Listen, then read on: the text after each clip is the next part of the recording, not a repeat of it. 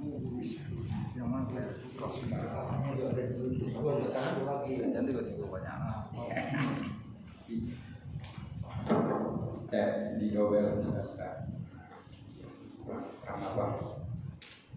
Di stand dulu.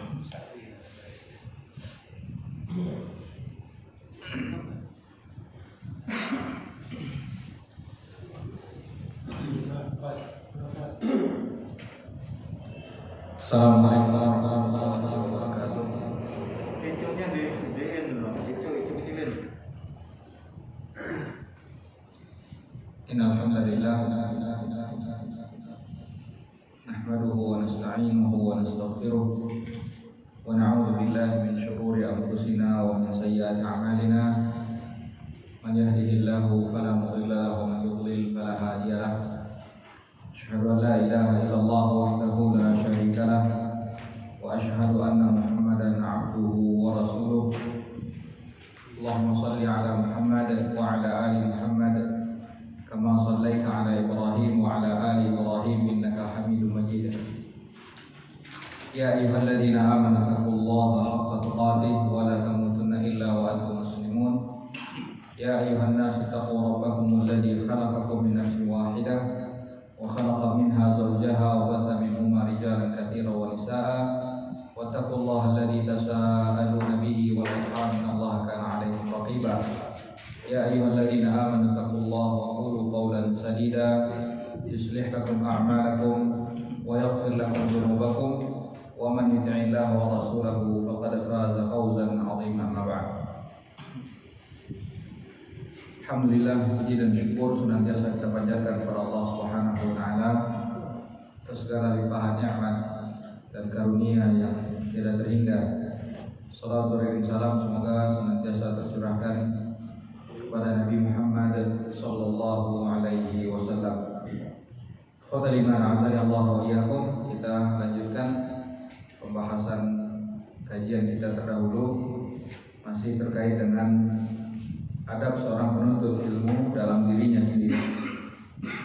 Pada pertemuan yang lalu kita telah menyampaikan di antara adab serta etika seorang talib ilmu, seorang penuntut ilmu terhadap dirinya sendiri, yaitu hendaknya dia memperbaiki niatnya, memperbaiki niat dan berupaya sesegera mungkin mempergunakan waktunya di dalam menuntut ilmu. Hendaknya dia mempergunakan waktu mudanya untuk semangat di dalam menuntut ilmu. Kemudian kata muallif rahimahullah taala, setelah kita sebutkan 3 adab penuntut ilmu dalam dirinya sendiri. Yang pertama adalah membersihkan hatinya. Kemudian yang kedua adalah memperbaiki, meluruskan niat. Yang ketiga adalah mempergunakan masa mudanya untuk segera di dalam menuntut ilmu. Yang keempat di sini kata muallif, an yaqtani'a min al-quti bima tayassara wa in kana yasiran.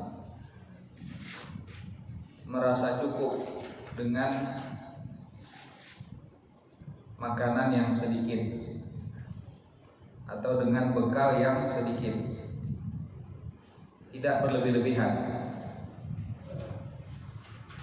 Begitu pula pakaiannya tidak usah terlalu berlebih-lebihan. Cukup dengan sesuatu yang dibutuhkan saja. Jika makan tidak berlebih-lebihan. Bahkan seperti yang telah disebutkan bahwa Al-Imam Asy-Syafi'i rahimahullahu taala, beliau tidak pernah merasakan kenyang selama beberapa tahun.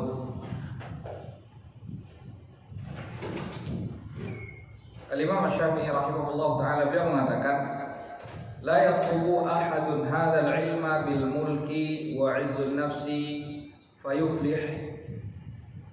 Tidaklah seorang mencari ilmu dengan kekuasaannya,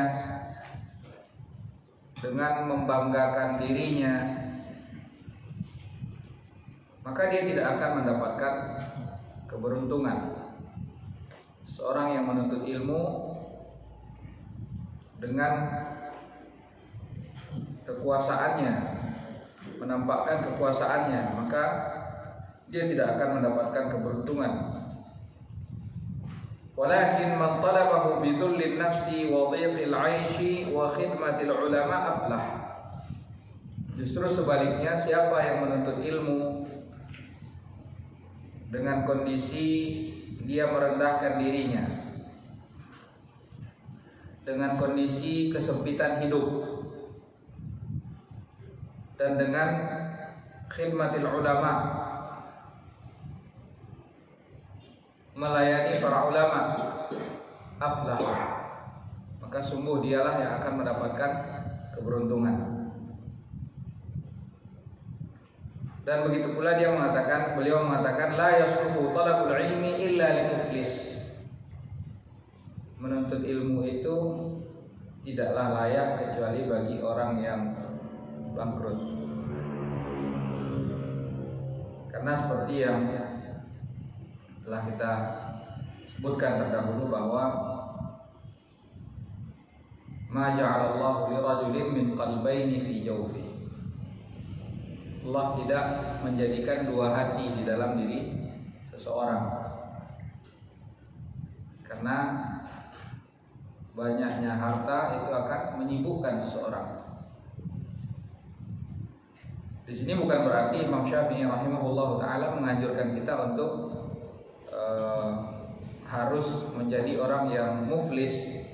Tidak.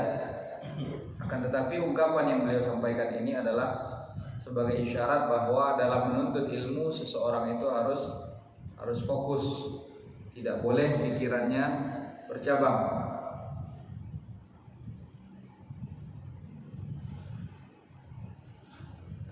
Begitu pula Al-Khatib Al-Baghdadi rahimahullah ta'ala, beliau mengatakan wa yustahabbu lit-talibi an yakuna 'azaban ma amkanah li'alla yaqta'ahu al-ishtighalu bi huquqiz zawjiyyati wa talabil ma'ishah an ikmal at-talab. Ini ungkapan-ungkapan seperti ini tidak difahami bahwa memang inilah yang mereka inginkan, tidak. Beliau mengatakan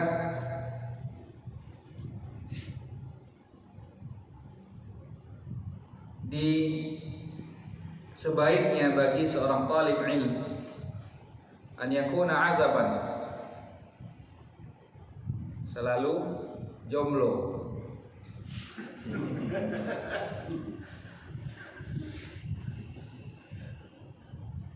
tidak menikah.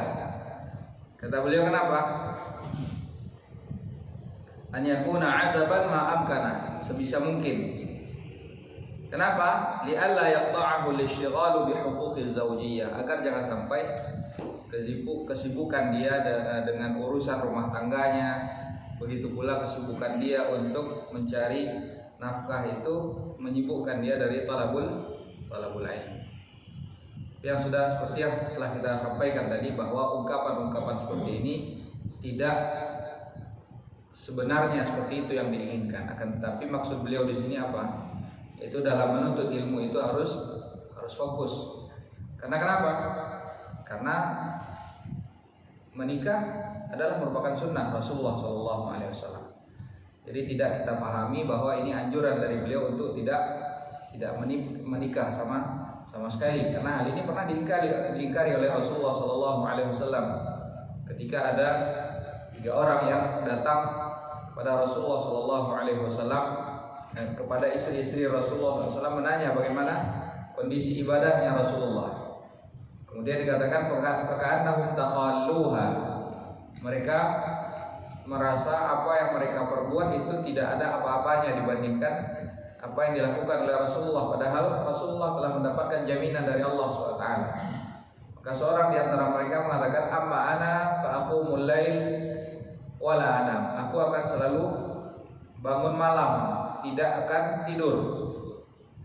Yang satu lagi mengatakan, amma ana asumu wa uftir wala uftir. Saya akan selalu puasa, tidak berbuka. Yang satu lagi mengatakan, amma ana fa'atazilun nisa wala atazawwajun nisa. Aku tidak akan menikahi wanita. Ketika hal ini didengar oleh Rasulullah SAW, beliau justru menyampaikan, amma ana attaqu lillah. Bukankah aku adalah orang yang paling bertakwa di antara kalian kepada Allah SWT? Amma ana fa'aqumu ana. Bukankah aku adalah orang yang paling bertakwa? Namun hal yang demikian itu tidak membuatku untuk selalu bangun. Aku bangun dan tidur. Asumu wa uftir, aku puasa dan berbuka.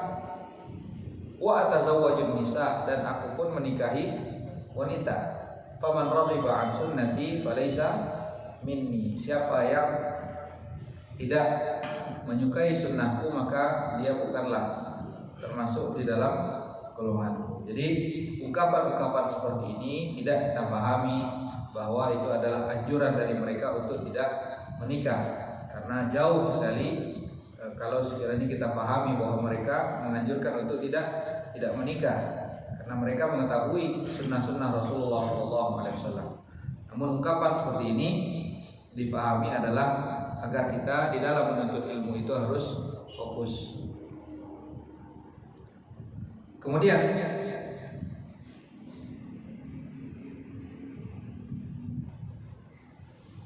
yang kelima, an yaqsima awqata lailihi wa naharihi. Membagi waktunya,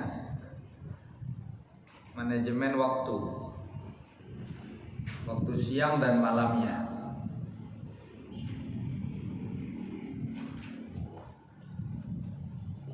Karena sesungguhnya umur yang tersisa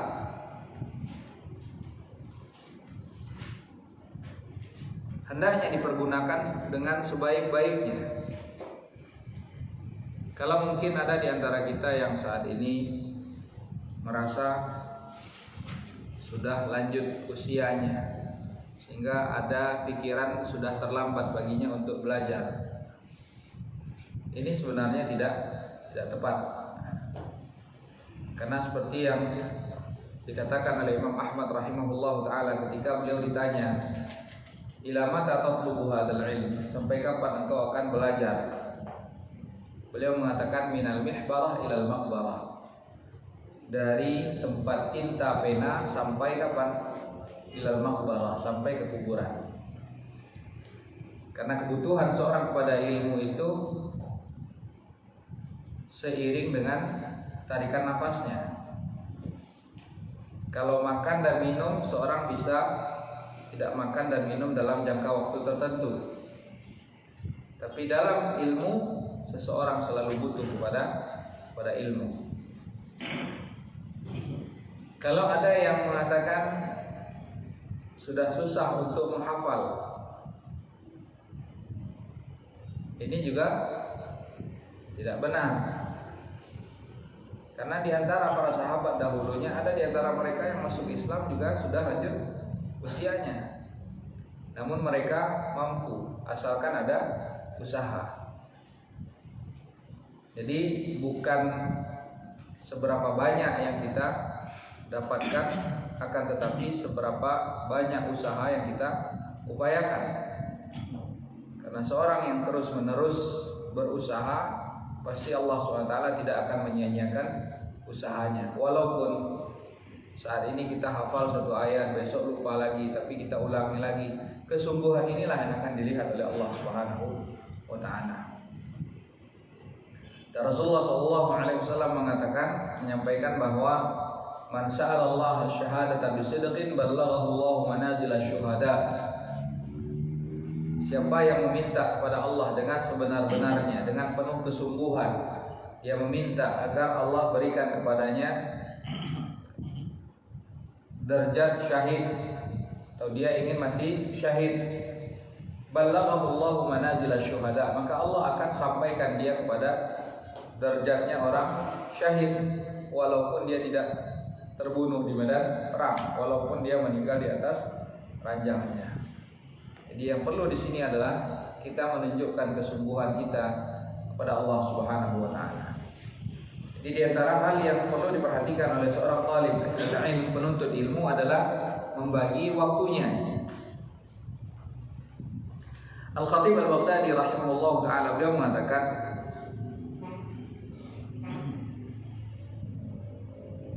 ajwadu awqatil hifdhi al-ashar, thumma wasatun nahar, thumma al-ghadah. Waktu yang paling baik untuk menghafal itu adalah waktu sahar, itu sepertiga malam terakhir. Ini adalah waktu terbaik untuk menghafal, di mana seorang bangun dari tidurnya dalam kondisi pikiran yang masih bersih, belum disibukkan dengan pikiran-pikiran lain. Maka ini adalah waktu terbaik untuk menghafal, kata Khatib Al-Baghdadi rahimahullah taala. Di sini Ibn Jama'ah rahimahullah taala beliau mengatakan, wa ajwalul awqati lil hifdhi al-ashar. Waktu terbaik untuk menghafal itu adalah waktu sahur, artinya sepertiga malam terakhir. Adapun untuk walil bahthi al-abkar, untuk membahas, untuk menelaah, ini waktunya yang terbaik adalah di pagi hari. Walil kitabah wasatun nahar, untuk menulis ini di siang hari. Walil mutala'ah wal mudzakarah al-lail, dan untuk mengulang-ulang itu adalah di malam hari, waktu santai. Jadi waktu yang baik untuk menghafal itu sebelum sholat subuh itu. Kalau misalkan kita bisa bangun jam 4, nah, itu kita coba menghafal 1 atau 2 ayat. Nanti untuk membahas suatu permasalahan atau untuk mencari, ini di pagi hari. Untuk menulis itu yang terbaik adalah di siang hari. Adapun waktu malam itu adalah untuk mudzakarah, mengulang-ulang apa yang telah didapatkan. Dan beliau juga mengatakan, Khatib Al-Baghdadi juga mengatakan, wa hifdzul laili anfa'u min hifdzin nahar. Hafalan di malam hari itu lebih bermanfaat, artinya lebih kuat daripada hafalan di siang hari. Wa waqtul ju'i anfa'u min waqtis syabab. Menghafal dalam kondisi lapar itu juga lebih kuat daripada menghafal ketika sudah kenyang. Tapi ya bagaimana lagi, makanan sudah terhidang.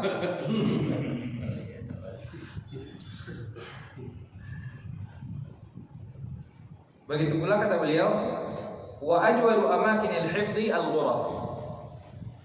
Ini juga hal yang perlu diperhatikan. Selain memilih waktu, juga memilih tempat. Tempat yang paling baik untuk menghafal itu adalah al-ghuraf, al-ghurfah, di ruangan. Artinya jauh dari kebisingan, jauh dari sesuatu yang menyibukkan. Wa ajwalu amakinil hifdhi al-ghuraf wa kullu mawdi'in ba'idin 'anil mulhiyat, dan segala tempat yang jauh dari sesuatu yang melalaikan. Jadi kalau kita ingin belajar, ingin menghafal, jauhkan segala sesuatu yang melalaikan. Kalau bisa handphone itu disingkirkan dulu, biar jangan sampai nanti di tengah ayat kita baca tiba-tiba datang masuk orderan. Ini orderannya 5M. Ini kalau nggak dieksekusi ini hilang. Jadi memang banyak godaannya, maka jauhkan segala sesuatu yang menyibukkan seperti itu. Beliau juga mengatakan walaisa bimahmudin al-hifdhu bihadratin nabat. Bukanlah hal yang terpuji, hal yang baik seseorang itu menghafal di bihadratin nabat, artinya di tengah taman kebun. Karena kenapa? Bisa jadi dia justru terlena dengan apa? Pemandangan, terlena dengan wanginya taman tersebut. Wal anhar, begitu pula di sungai-sungai. Wa qawari'it turuq wa dhajijil aswat, atau di tempat-tempat yang bising. Ini juga bukan tempat yang baik atau bukan tempat yang kondusif untuk menghafal. Li'annaha tamna'u min khuluwil qalbi ghaliban. Karena tempat-tempat seperti ini pada umumnya, kata beliau, itu menghalangi hati itu menjadi fokus. Jadi tempat-tempat seperti itu justru akan menyibukkan hati, membuat hati itu pergi kemana-mana. Ini yang kelima.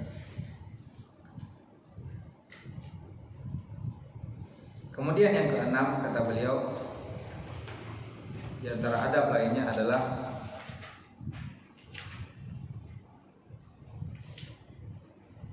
makan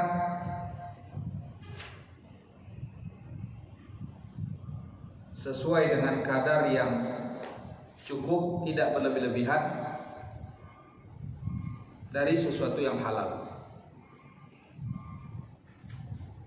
Makan secukupnya, tidak berlebih-lebihan. Aklul qadaril yasir minal halal. Imam Syafi'i rahimahullah ta'ala beliau mengatakan ma syabi'tu mundu 16 sanatan. Kata Imam Syafi'i, sejak 16 tahun aku tidak pernah merasakan kenyang. Artinya beliau makan tidak pernah selalu sampai kenyang. Kata Ibn Jama'ah, wa sababu dzalika anna kathratal akli jalibatul li kathratish syurbi. Karena orang yang banyak makan biasanya dia perlu banyak minum. Wa kathratuhu, dan banyak minum, jalibatul lin naumi wal baladati wa qusurid dhihni. Banyak minum ini juga mengakibatkan seorang menjadi ngantuk, menjadi tidur, otaknya menjadi tumpul. Wa futuril hawasi wa kasalil jism, dan juga menyebabkan seorang itu akhirnya menjadi malas. Karena inilah Imam Syafi'i mengatakan bahwa beliau tidak pernah merasakan kenyang selama 16 tahun. Dan di dalam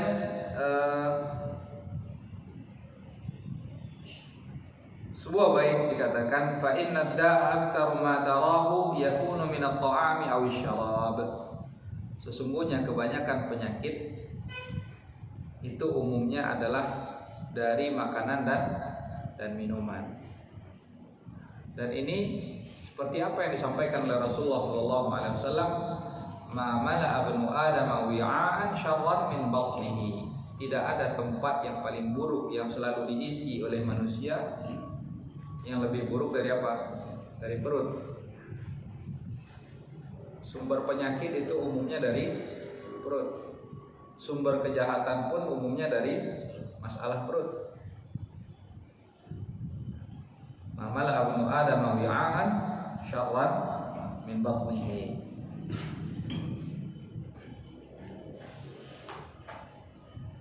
Dan kata Ibn Jama'ah, walam yura, tidak ada seorang pun di antara para imam dan para ulama yang mana mereka itu dijuluki atau disifati dengan orang yang banyak makannya.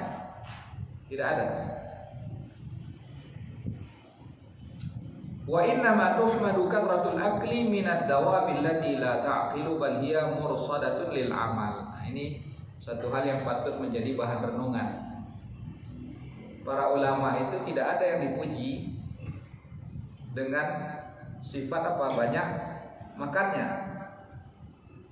Namun justru yang dipuji dengan banyak makannya itu siapa? Hewan. Yang mana dia dipersiapkan untuk bekerja.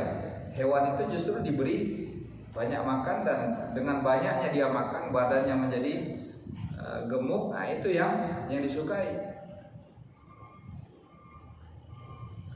Wa dhihnu sahih asyrafu min tabdidihi wa ta'tilihi.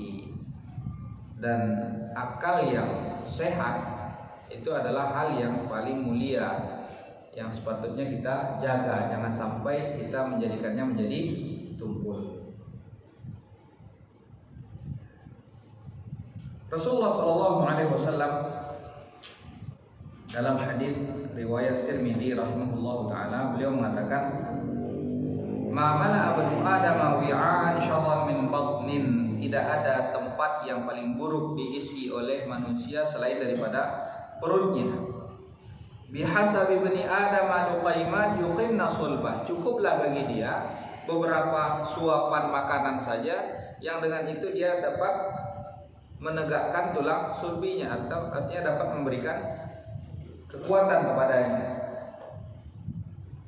Fa in kana la muhala, kalaupun sekiranya tidak cukup, kalaupun harus ditambah, kata Rasulullah SAW, fa thuluthun li ta'ami, maka hendaknya sepertiga itu untuk makanannya, wa thuluthun li syarabihi, sepertiga untuk minumannya, wa thuluthun li nafasi, dan sepertiga lagi itu untuk nafasnya. Jangan 3/3-nya untuk makanan, akhirnya tidak bisa bernafas. Dan Allah pun telah memberikan pelajaran tentang hal tersebut. Allah mengatakan apa? Wa kulu washrabu wa la tusrifu. Makan, minumlah, dan jangan berlebih-lebihan. Jadi sebenarnya apa yang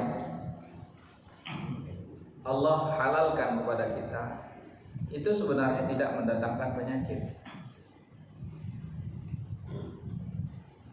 Apa yang Allah halalkan itu tidak akan mendatangkan penyakit. Namun kapan penyakit itu datang? Ketika berlebih-lebihan. Makanya di sini Allah mengatakan kulu washrabu wa la tusrifu. Makan, minumlah, jangan berlebih-lebihan.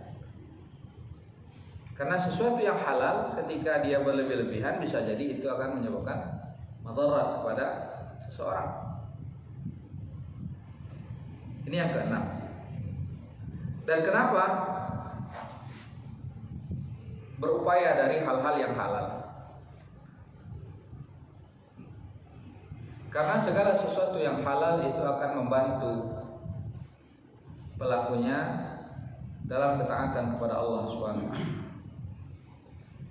Bukankah di antara salah satu penghalang terkabulnya doa seseorang itu adalah ketika dia makan, minum dari hal-hal yang haram atau diperoleh dengan cara yang haram. Ketika Rasulullah SAW mengatakan innallaha thayyibun la yaqbalu illa thayyiba, sesungguhnya Allah SWT itu adalah zat yang maha baik dan Allah tidak akan menerima kecuali sesuatu yang baik. Lantas Rasulullah membacakan firman Allah SWT, ya ayyuhar rusulu kulu min kemudian kata Rasulullah SAW, wa innallaha amarakum bima amara bihil mursalin, dan Allah perintahkan kalian juga seperti apa yang telah Allah perintahkan kepada para rasulnya. Lantas beliau membacakan firman Allah, ya ayyuhar rusul kulu minat thayyibati wa'amalu salihah. Wahai para rasul, makanlah makanan-makanan yang baik, wa'amalu salihah, dan lakukanlah amal saleh. Kemudian beliau menyebutkan, thumma dzakara ar-rajula yutilu safar. Beliau menyebutkan ada seorang yang dalam perjalanan panjang, asy'atha aghbar, dalam kondisi pakaian lusuh penuh dengan debu. Yarfa'u yadayhi ila sama, dia menengadahkan tangannya, mengangkat tangannya. Yaqulu ya Rabbi ya Rabbi, dia mengatakan wahai Rabbku wahai Rabbku. Lihat, orang ini sebenarnya di dalam dirinya itu terdapat sebab-sebab terkabulnya doa. Pertama, dia sedang dalam safar. Perjalanan itu adalah waktu-waktu mustajab. Ketika seorang dalam perjalanan, dia berdoa kepada Allah. Ini adalah waktu mustajab. Kemudian kondisi kedua, di antara sebab terkabulnya doa yang ada pada diri orang ini, dia mengangkat tangannya. Karena Rasulullah SAW mengatakan, Inna Allah hayy yastahi min abdihi idza rafa'a yadayhi an yaruddahuma sifra. Allah itu maha malu, dan Allah akan malu kalau ada orang yang mengangkat tangannya, menengadahkan tangannya, Allah tidak berikan apa-apa, Allah malu. Sebab kedua. Sebab ketiga, orang ini menyeru Allah dengan salah satu sifat Allah, yaitu Rabb. Salah satu nama dan sifat Allah SWT, Rabb, yang mengatur alam semesta. Jadi seharusnya orang ini itu doanya seharusnya dikabulkan oleh Allah SWT. Karena tiga sebab ijabatul doa yang dilakukan oleh orang tersebut. Namun kata Rasulullah SAW, wa ma'kalu haram, wa ghudhiya bil wa mashrabu haram, wa malbasu haram, wa ghudhiya bil haram, fa ana yustajabu. Makanan yang dia makan adalah yang haram atau diperoleh dengan cara yang haram. Minuman yang dia minum adalah yang haram atau diperoleh dengan cara yang haram. Begitu pula hanya dengan pakaiannya. Maka bagaimana orang seperti ini akan dikabulkan doanya oleh Allah Subhanahu wa ta'ala? Maka hal-hal yang haram itu pasti akan memberikan pengaruh kepada seorang di dalam menuntut ilmu. Maka berupayalah untuk menjauhkan segala sesuatu yang diharamkan oleh Allah SWT, agar kita diberikan kemudahan di dalam menuntut ilmu. Allah SWT mengatakan, ittaqullah wa yu'allimukumullah. Takwalah kalian kepada Allah Subhanahu wa ta'ala, niscaya Allah akan mengajari kalian, Allah akan ajarkan kepada kalian ilmu, Allah akan berikan ilmu kepada kalian. Yang ketujuh,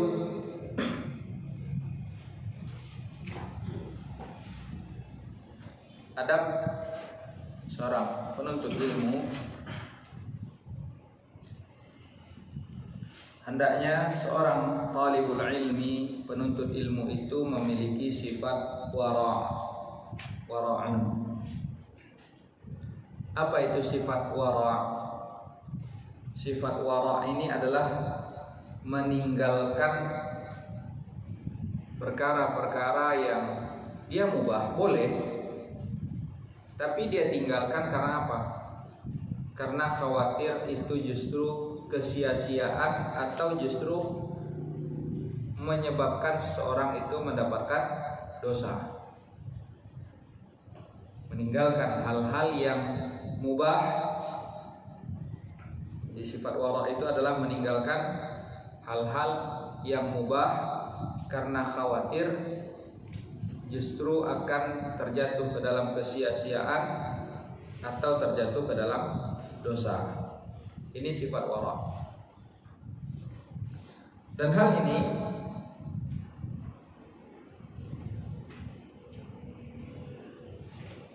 telah dicontohkan oleh Rasulullah sallallahu alaihi wasallam. Di mana Rasulullah sallallahu alaihi wasallam beliau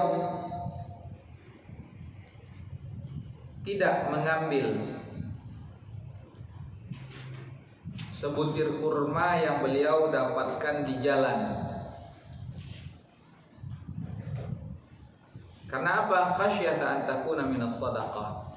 Karena khawatir jangan-jangan kurma tersebut adalah merupakan kurma sedekah. Sedangkan para nabi itu tidak menerima sedekah. Beliau tinggalkan hal tersebut. Padahal kemungkinan kurma yang jatuh itu adalah kurma sedekah itu sangat jauh sekali. Akan tetapi beliau meninggalkan hal tersebut karena khawatir jangan-jangan itu adalah merupakan sedekah. Dan juga kenapa? Kenapa seorang penuntut ilmu harus memiliki sifat wara? Karena penuntut ilmu dan para ulama mereka adalah teladan. Kalau mereka tidak memiliki sifat wara, tidak memakai sifat wara, maka siapa lagi yang akan memberikan teladan? Karena itulah seorang talib ilmu harus memiliki sifat wara.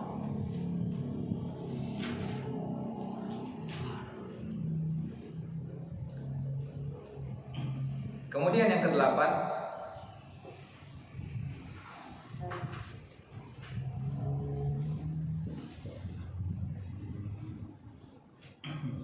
mengurangi konsumsi makanan-makanan yang dapat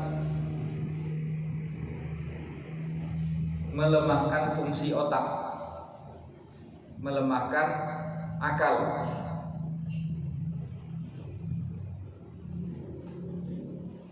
Ini tentu perlu melalui penelitian-penelitian. Alhamdulillah saat ini kan sudah banyak penelitian-penelitian mana makanan-makanan yang tidak baik untuk dikonsumsi dalam jumlah banyak, maka ini harus dijauhi. Hal-hal yang dapat berakibat buruk kepada akal manusia ini harus dijauhi.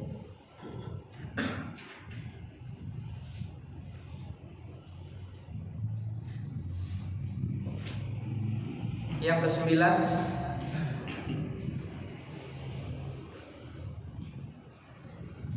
hendaknya seorang penuntut ilmu itu juga memperhatikan badannya, kesehatannya, mengurangi tidur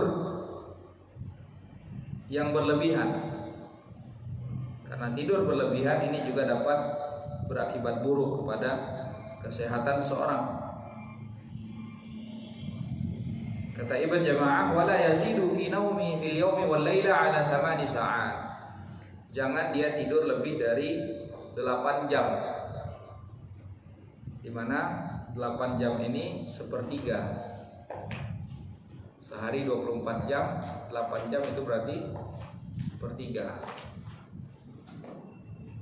Wala ba'sa an yuriha nafsahu wa qalbahu wa dhihnahu wa basarahu.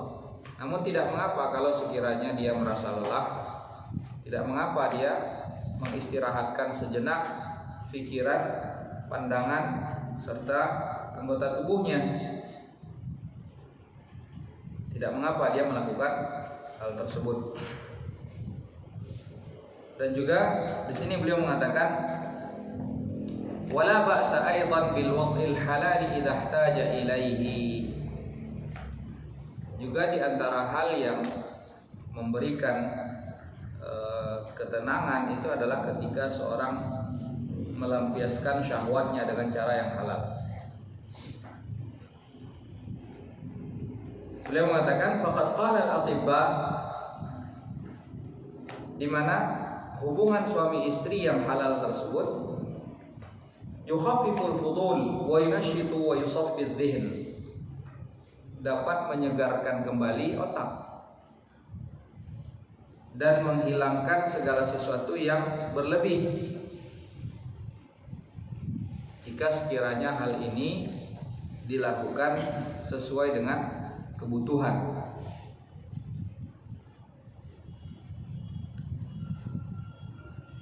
Wabil jumlah, kata beliau, dan secara umum fala ba'sa an yuriha nafsahu idza khafa malalan. Tidak mengapa bagi dia untuk mengistirahatkan dirinya jika sekiranya dia khawatir nanti justru akan bosan. Ini juga yang telah diajarkan oleh Rasulullah SAW dalam beribadah kepada Allah Subhanahu wa taala. Kita diperintahkan beribadah dalam kondisi apa? Semangat kita. Kalau misalkan kita sudah merasa jenuh dari sesuatu, maka berpindah kepada yang lainnya. Ketika kita butuh istirahat, kita diperintahkan juga untuk istirahat. Suatu ketika Rasulullah SAW pernah beliau masuk ke dalam masjid, beliau mendapatkan ada hablan mamdudan, hablan mamdudan. Dia melihat ada seutas tali yang diikatkan di antara tiang-tiang masjid. Lantas beliau bertanya,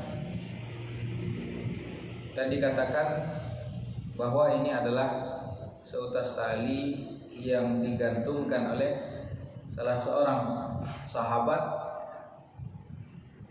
yang mana apabila dia merasa ngantuk maka dia akan berpegangan dengan tali tadi. Lantas Rasulullah SAW perintahkan, hullu, lepaskanlah ikatan tali ini, kata Rasulullah. Tanggalkan tali ini, tidak usah diikatkan. Liya'budu ahadukum nasyatahu, liyusalli ahadukum nasyatahu. Hendaknya seorang di antara kalian itu salat ketika dia semangat. Ketika dia lelah, istirahat, jangan dipaksakan untuk salat. Ketika ngantuk, istirahat dulu, jangan dipaksakan untuk salat. Karena bisa jadi nanti seharusnya dia meminta maghfirah, ampunan kepada Allah, tapi justru karena ngantuk akhirnya doanya salah. Jadi dalam ibadah-ibadah seperti itu saja yang merupakan ibadah yang sangat agung, seseorang diperintahkan untuk memberikan rehat kepada dirinya, apalagi dalam ibadah-ibadah yang lainnya. Kemudian yang ke-10, dan ini adalah yang terakhir di dalam adab penuntut ilmu terkait dengan dirinya sendiri, yaitu adalah tarku al-ishrah, meninggalkan banyak bergaul, banyak berteman yang justru hanya melalaikan, tidak mendatangkan manfaat. Teman yang hanya untuk eksis saja, teman yang hanya untuk nongkrong saja, ini sebaiknya ditinggalkan. Justru hendaknya seorang itu memilih teman yang justru mendatangkan manfaat bagi dirinya, senantiasa mengingatkan dia kepada Allah Subhanahu wa taala, senantiasa mengingatkan kepada hal-hal yang bermanfaat, yang memotivasi dia untuk hal-hal yang bermanfaat. Di mana di antara petaka dari al-ishrah ini, yaitu pergaulan ini, di antara petakanya, musibahnya adalah, kata Ibn Jama'ah, baya'ul umri bi ghairi faidatin, hilangnya umur tanpa ada faidah. Wa dhahabul mali wal 'irdi in kana li ghairi ahlin, begitu juga akan menghabiskan harta kalau sekiranya kita bergaul dengan orang yang tidak tepat. Harta hilang, kehormatan juga hilang. Wa dhahabud din in kana li ghairi ahlihi, bahkan yang lebih parah lagi adalah apa? Hilangnya agama ketika kita berteman dengan orang yang tidak baik. Makanya Rasulullah SAW mengingatkan kita untuk berhati-hati di dalam memilih teman. Beliau menyebutkan bahwa al-mar'u ala dini khalili falyanzur ahadukum man yukhalil. Sesungguhnya agama seseorang itu tercermin dari apa? Bagaimana temannya, teman dekatnya. Falyanzur ahadukum man yukhalil, maka hendaknya seorang di antara kalian itu benar-benar memperhatikan siapa yang dia jadikan sebagai teman. Walladhi yanbaghi li talibil ilmi, dan yang seharusnya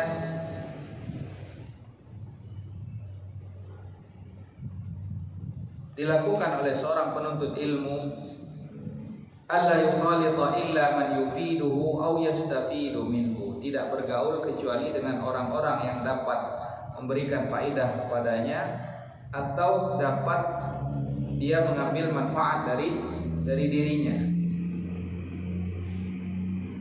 Ini seharusnya yang harus kita perhatikan, mencari teman yang justru dapat memberikan manfaat agama kepada kita.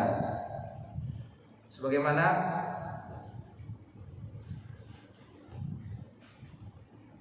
disebutkan, ughdu 'aliman aw muta'alliman wa la takun ats-tsalits fatahlak. Ughdu 'aliman aw muta'alliman, berjalanlah dengan seorang alim ataupun seorang yang muta'allim, orang yang belajar. Bertemanlah dengan orang yang alim atau orang yang penuntut ilmu, muta'allim. Wala takun ats-tsalits fatahlak, jangan berteman dengan yang ketiga, yaitu syaitan, yang justru akhirnya engkau akan binasa.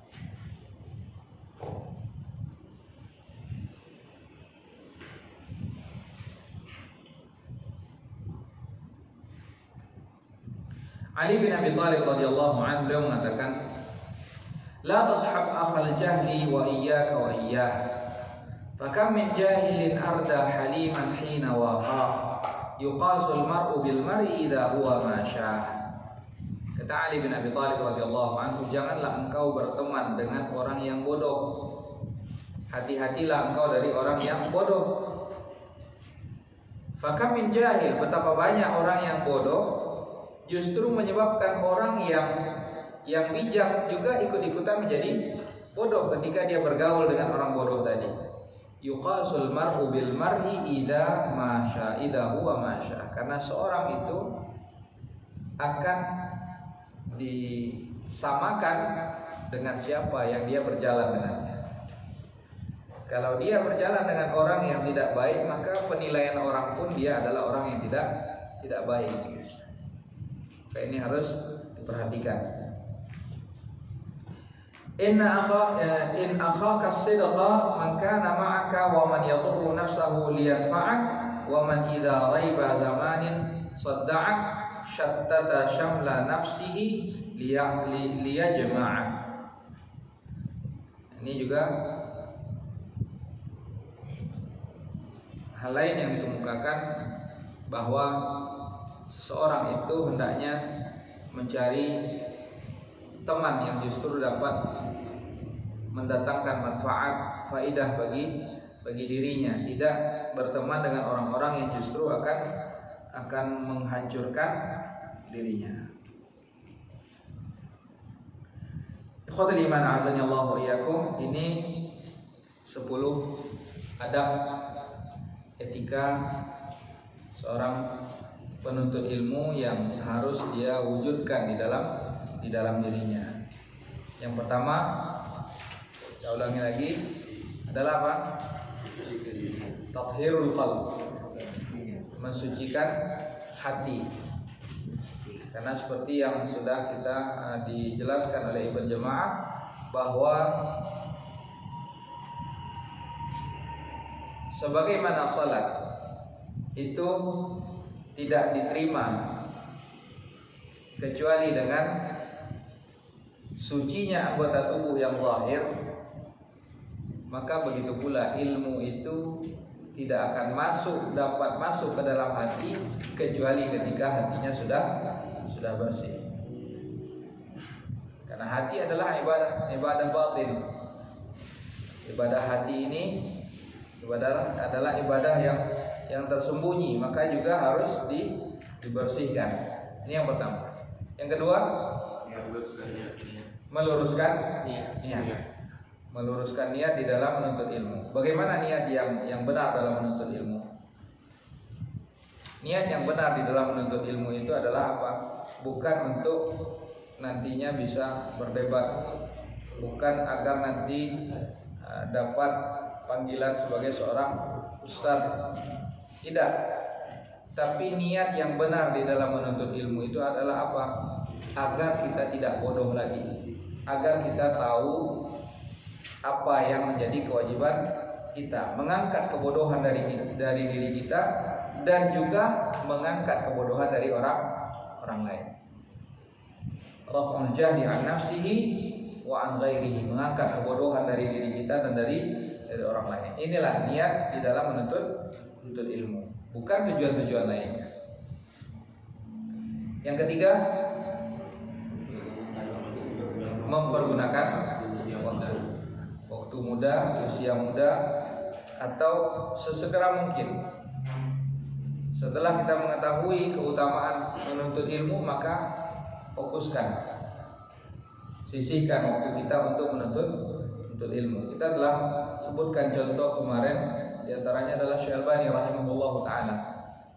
Beliau bagi waktu beliau, ada waktu untuk bekerja karena kewajiban sebagai seorang kepala keluarga untuk memberikan nafkah, beliau bekerja. Dan ada pula waktu yang beliau sisihkan untuk menuntut ilmu, untuk belajar dan mengajar. Kemudian yang keempat, merasa cukup dengan yang sedikit.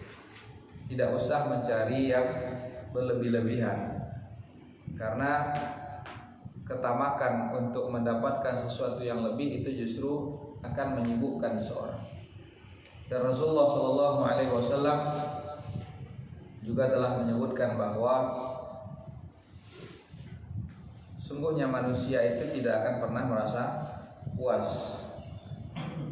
Lau kana li ibni Adam wadiyan min dhahab labtagha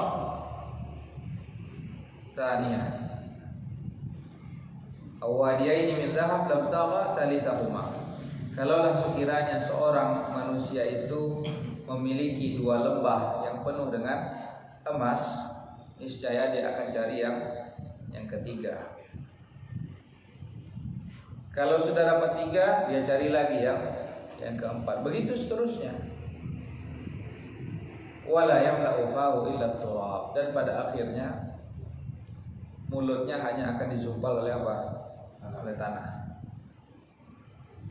Jadi di sini Rasulullah SAW memperingatkan kita jangan sampai memiliki angan-angan yang panjang.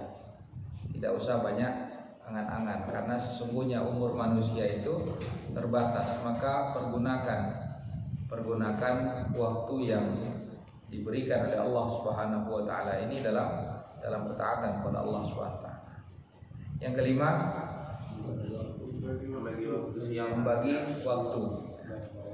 membagi waktu di dalam belajar, berusaha mencari waktu yang tepat untuk belajar serta tempat yang tepat. Yang keenam, makan secukupnya, tidak usah berlebih-lebihan dan mengupayakan makan dari hal-hal yang dihalalkan. Yang ketujuh, memiliki sifat wara. Sifat wara itu apa? Meninggalkan hal-hal yang mubah. Mubah itu artinya apa? Yang boleh. Secara syariat dia boleh. Artinya dia bukan wajib, bukan pula yang sunnah, tapi dia boleh. Tapi ini tinggalkan kenapa? Karena khawatir justru akan melalaikan atau bahkan yang lebih berat itu menjerumuskan seorang kepada perbuatan dosa. Yang kedelapan,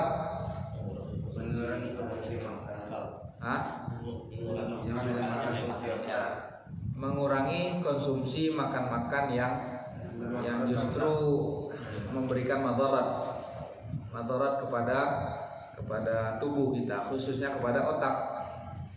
Karena otak ini adalah yang paling mulia, maka itu harus dijaga.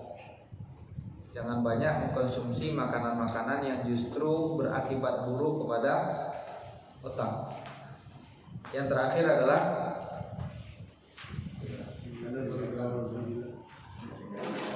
menjaga kesehatan, meninggalkan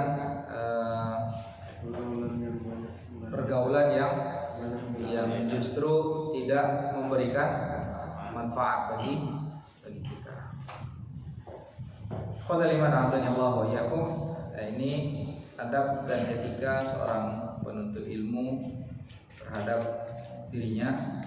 Selanjutnya mungkin kita buka sesi untuk saling tukar pikiran. Wassallallahu ala nabiyina Muhammad wa ala alihi wa sahbihi wasallam.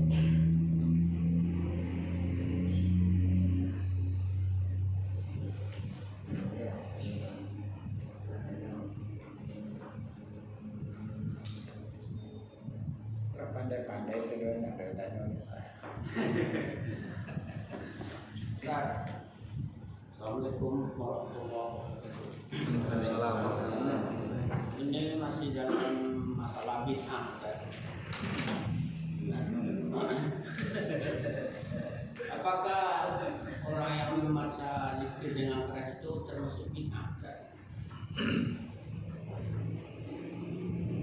Baik, barakallahu fikum. Kemarin sudah kita sebutkan definisi bid'ah ya. Jadi bid'ah itu segala sesuatu yang baru. Baru artinya tidak ada dicontohkan oleh Rasulullah SAW dan pelakunya beranggapan bahwa itu adalah merupakan hal yang dianjurkan, yang pelakunya mendapatkan pahala. Ini yang dimaksud dengan bid'ah, tariqatun fid-dini mukhtara'atun. Satu bentuk perbuatan di dalam agama yang baru di mana pelakunya mengharapkan pahala dari Allah SWT dari apa yang dia lakukan. Sehingga dari sini dapat kita pahami bahwa kendaraan, segala macam teknologi yang ada saat ini itu bukanlah bid'ah secara agama, namun bid'ah secara bahasa. Bukan bid'ah secara syariat, tapi secara pemahaman bahasa. Itu sesuatu yang baru saja, karena memang yang ini belum ada dulu. Begitu pula kendaraan yang ada saat ini juga belum ada dahulu. Jadi kalau dari tinjauan bahasa memang bid'ah, tapi kalau menurut tinjauan syariat itu bukanlah perbuatan bid'ah yang dilarang. Satu hal yang harus kita yakini terlebih dahulu bahwa agama ini telah sempurna dan semuanya telah dijelaskan oleh Rasulullah SAW. Kita kembali kepada pertanyaan tadi terkait dengan zikir bersama-sama. Sama-sama dan dikeraskan. Sesudah sholat atau sendiri? Sesudah sholat. Rasulullah SAW salat dengan para sahabat radhiyallahu anhum tidak sekali dua kali, berkali-kali bahkan bertahun-tahun beliau salat bersama para sahabat radhiyallahu anhum. Dan begitu pula para sahabat radhiyallahu anhum, mereka sangat semangat sekali di dalam menyampaikan apa yang mereka lihat dari Rasulullah SAW. Tapi tidak satupun ada riwayat yang menyebutkan bahwa Rasulullah SAW itu pernah memimpin zikir bersama-sama dengan para sahabat radhiyallahu anhu. Bukankah Rasulullah adalah orang yang paling bertakwa kepada Allah? Bukankah beliau adalah orang yang paling paham mana yang baik, mana yang buruk? Kalau sekiranya itu adalah hal yang baik, maka niscaya sudah diajarkan oleh Rasulullah SAW, karena ini adalah kewajiban. Beliau seorang Rasul. Ma ba'athallahu nabiyyan qad illa kana haqqan 'alaihi an yadulla ummatahu 'ala khairi ma ya'lamu lahum. Tidak seorang pun nabi yang diutus oleh Allah melainkan sudah menjadi kewajiban. Artinya kalau dia tinggalkan dia berdosa. Apa kewajibannya? An yadulla ummatahu 'ala khairi ma ya'lamu. Menunjukkan umatnya kepada kebaikan yang beliau ketahui. Kita tidak mendapatkan adanya riwayat yang menyebutkan Rasulullah SAW berzikir dan para sahabat juga berzikir dengan mengangkat suaranya. bersama-sama secara terpimpin. Tidak ada kita menemukan hal tersebut, tidak ada contohkan oleh Rasulullah Shallallahu Alaihi Wasallam. Maka tentu kita meneladani Rasulullah Shallallahu Alaihi Wasallam tadi dengan tidak melakukan hal tersebut. Dan Allah SWT juga memerintahkan kita untuk apa? Tadarruan wa khufyah. Ingatlah Allah SWT, berzikirlah kepada Allah SWT dengan kondisi apa? Tadarruan wa khufyah, dengan penuh rasa merendahkan diri, wa khufyah, menyembunyikan, tersembunyi, khufyah. Dan begitu pula ikhwatal iman, azanallahu wa iyyakum. Ketika Rasulullah SAW mendengar ada seorang yang berdoa kepada Allah dengan suara yang keras, beliau justru mengatakan, irba'u ala anfusikum fa innakum la tad'una al-asam. Rendahkanlah suara kalian, jangan tinggikan suara kalian, karena sesungguhnya kalian itu tidak bermunajat, tidak menyeru zat yang tuli. Namun Allah adalah zat yang maha mendengar. Dan zikir secara khufyah, secara tersembunyi, itu lebih aman dari riya. Karena zikir ini sebenarnya adalah ibadah yang sangat mudah sekali untuk disembunyikan. Dan kita tentu berharap ibadah kita ini jauh dari riya. Orang yang berzikir dengan suara yang keras, la ilaha illallah, la ilaha illallah, ini sangat rentan kepada riya, pamer. Tapi orang yang menyembunyikan, bahkan mungkin dia tidak berupaya, jangankan dengan kepalanya, mungkin gerakan lisannya dia juga berupaya untuk menyembunyikannya agar jangan sampai orang melihat dia sedang berzikir kepada Allah. Justru inilah yang lebih mudah-mudahan lebih jauh daripada sifat riya. Wallahu a'lam. Berkaitan dengan yang ditanyakan seorang itu, seperti sholat sunat wajib itu sebaiknya kita lakukan di rumah atau di masjid. Terima kasih. Dan berapa pembagiannya? Terima kasih. Pembagian subuhnya berapa, salat suaranya berapa, salat sunat rawatib. Barakallahu fikum. Pada umumnya salat sunat, afdalu salatul mar'i di baitihi ilal maktubah. Sebaik-baiknya salat seorang di antara kalian itu adalah di rumahnya, kecuali salat fardu. Jadi salat apapun itu, salat sunnah sebaiknya itu dilakukan di rumah.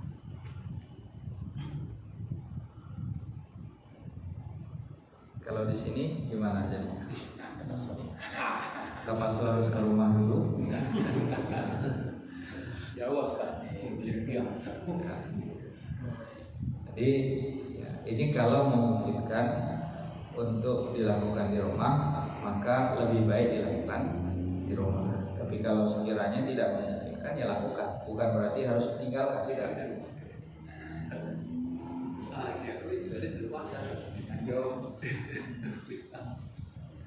Berapa rakaat saja Ustaz? Ya. Nah, rawatib ini adalah salat sunnah yang sangat dianjurkan, bahkan disebutkan sebagai sunnah muakkadah yang sangat ditekankan. Siapa yang senantiasa menjaga salat sunnah rawatib ini, maka Allah akan bangunkan baginya rumah di surga. Tidak pernah punya rumah di dunia, mudah-mudahan Allah bangunkan rumah di surga. Apa saja sunnah rawatib itu? 2 rakaat sebelum subuh. 2 rakaat sebelum subuh ini setelah maksudnya waktu subuh, bukan sebelum. Sebelum azan berkumandang itu masih terhitung sholat malam. Jadi 2 rakaat subuh ini adalah setelah azan berkumandang, setelah masuknya waktu subuh. Dan 2 rakaat fajar ini adalah diantara sholat sunnah yang tidak pernah ditinggalkan oleh Rasulullah SAW, baik dalam kondisi beliau tidak dalam perjalanan atau sedang di dalam safar. Ini diantara sholat sunnah yang tidak ditinggalkan oleh Rasulullah SAW. Dan beliau juga mengatakan rakaatul fajri khairun minad dunya wa ma fiha. 2 rakaat subuh ini lebih baik daripada dunia dan semua isinya. Jadi dialah orang yang paling kaya, lebih kaya dari orang yang terkaya di dunia. Bahkan saking pentingnya 2 rakaat ini, bahkan Rasulullah SAW membolehkan atau untuk mengqadanya ketika misalkan sebelum subuh talambe dan dia tidak sempat melaksanakannya, boleh dilakukan setelah sholat subuh. Ini termasuk diantara sholat yang dikecualikan. Walaupun setelah subuh itu adalah waktu yang terlarang, tapi ini adalah yang dikecualikan. Kemudian rawatib lainnya adalah 4 rakaat sebelum zuhur dan begitu pula setelahnya, atau 2 rakaat setelah zuhur. Adapun asar tidak ada rawatibnya. Adapun maghrib 2 rakaat setelahnya. Isya juga 2 rakaat setelahnya. Ini sunah-sunah rawatib. 13 rakaat. Itu yang 12 rakaat. Siapa yang menjaga 12 rakaat sehari semalam, maka Allah akan bangunkan baginya rumah di surga. Nah,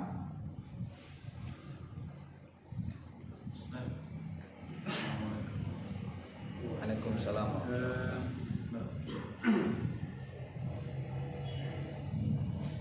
Masalah mengkodam pernah saya baca dulu, cuman saya lupa menghafal hadisnya Pak. Jadi dalam yang saya baca itu Rasulullah pernah dulu sudah berniat salat tahajud, cuman tiduran, cuman udah terniat. Kemudian Rasulullah mengkodanya pada siang hari. Apakah betul Ustaz? Benar, itu ada di dalam Jami' Tirmidzi. Di dalam Sunan Tirmidzi disebutkan bahwa Rasulullah SAW pernah tidak sempat melakukan sholat malam, yang kemudian beliau mengganti sholat malam tersebut di siang harinya. Hanya saja beliau tidak menutup dengan witir, namun beliau jadikan bilangannya genap. Ya, memang benar. Kemudian Ustaz, berkaitan dengan pembahasan ilmu kita di Ustaz, kata Imam Syafi'i yang Ustaz sampaikan tadi, dalam setahun ini saya tidak pernah makan kalau kenyang. 16 tahun. 16 tahun ya, dalam upaya menuntut ilmu. Bagaimana penyesuaian jadwal kajian kita ini kan, sebelum kita sebelum kajian kita kan makan dulu gitu kan. Gimana bagusnya gimana? Masalahnya ya tadi kan ada salah satu poinnya menjauhi makan makanan yang mengurangi akal. Klarifikasi makanan yang mengurangi akal itu gimana? Apakah seperti ini? Seperti apa gitu? Yuk perlu penjelasan. Barakallahu fiikum. Terkait dengan makanan tadi itu fleksibel saja sebenarnya, bisa dibicarakan apakah bagaimana teknisnya, itu bisa disepakati nanti. Adapun terkait dengan makanan-makanan yang memberikan pengaruh buruk kepada anggota tubuh, ya mungkin saat ini yang bisa menjadi acuan bagi kita adalah yang ada secara medis yang mungkin itu tidak baik, maka itu yang kita tinggalkan. Misalkan seperti ada penyedap-penyedap yang mungkin tidak baik, ya itu lebih baik ditinggalkan.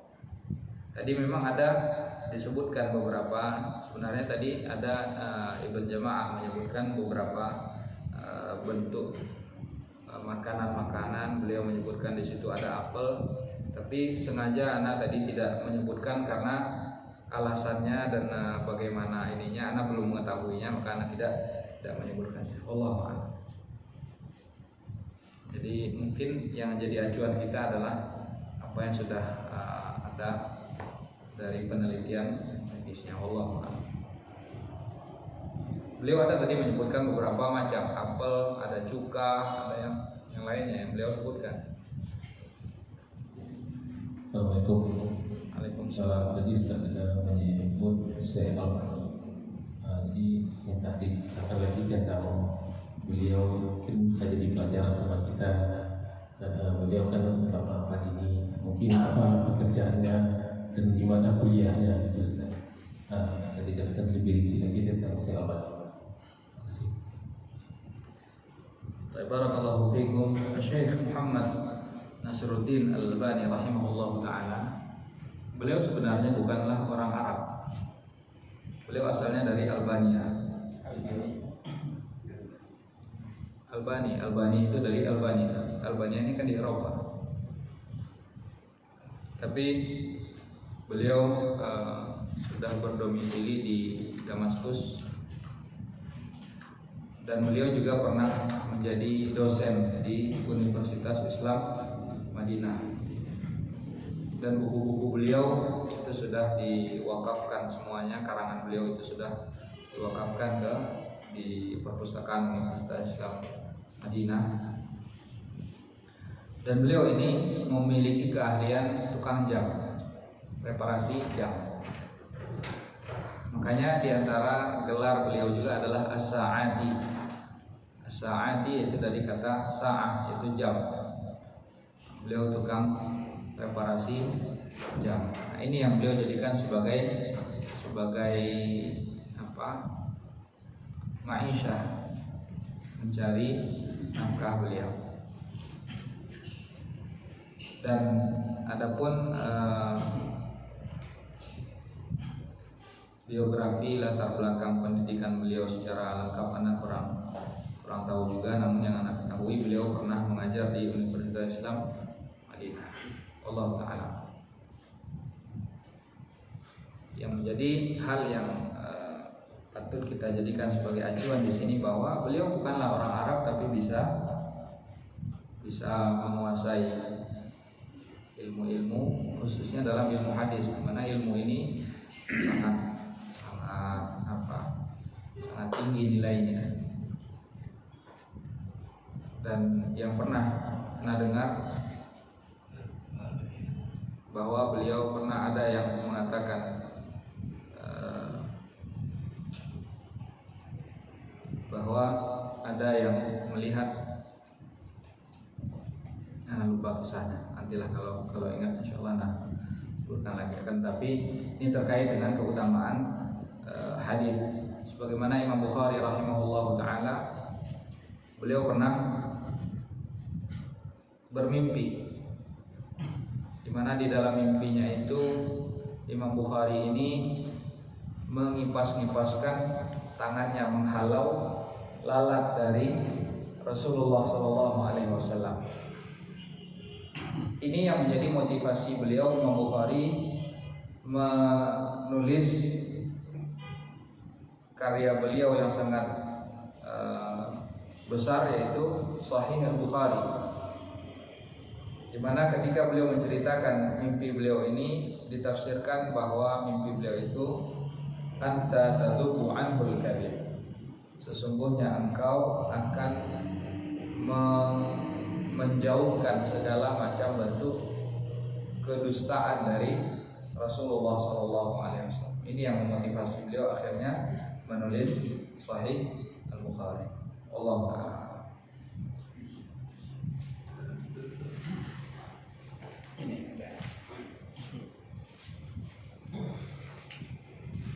Assalamualaikum warahmatullahi wabarakatuh.